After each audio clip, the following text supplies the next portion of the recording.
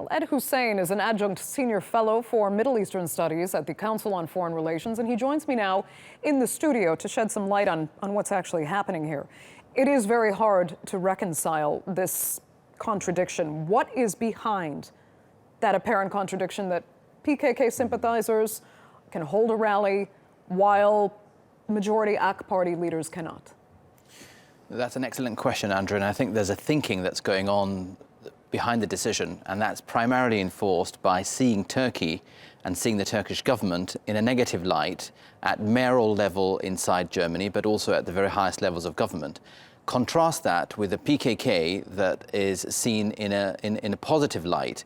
There's a European default, and I would distinguish Britain and by extension America away from this, but there's a European default position in countries such as France, most certainly Holland, Denmark, and definitely Germany, that sees the PKK not as a terrorist organization, but as a nationalist, downtrodden, oppressed organization that is in requirement of German and other European support. Now, that argument, as flawed and as banal that it is, can also apply, by the way, to ISIS.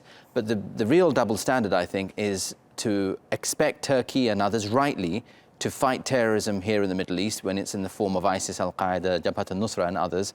But when Turkey is facing an equally dangerous and equally disastrous evil organization, i.e. the Marxist PKK terrorist organization, European organizations and countries want to turn a blind eye to it. And it's that double standard that we should, I think, highlight and expose But there's that second contradiction you've just pointed out there. The fact that the European Union has declared the PKK a terrorist organization, and this is their official word, yet their rallies are allowed to be held on European soil.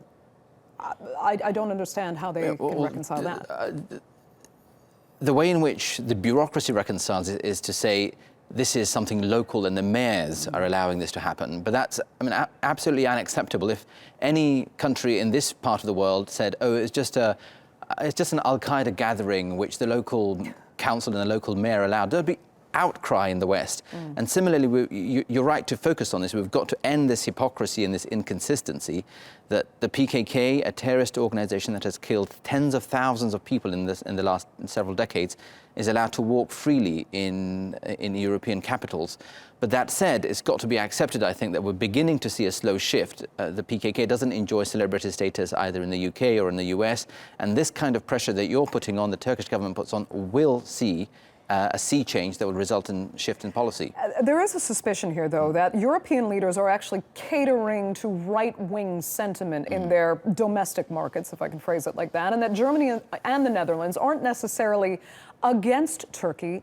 They're just trying to prevent their own voters from swinging further right. Do you think there's any truth to that? I wish I could agree with the sentiment of the question. My sense is that since 1963, we've seen Turkey apply for various ways in which it should and rightly join the European Union. We're in a position now that Europe has blocked that, primarily Germany and France, for the last several decades. Now we have a situation in Turkey where the sentiment is actually not to join the European Union.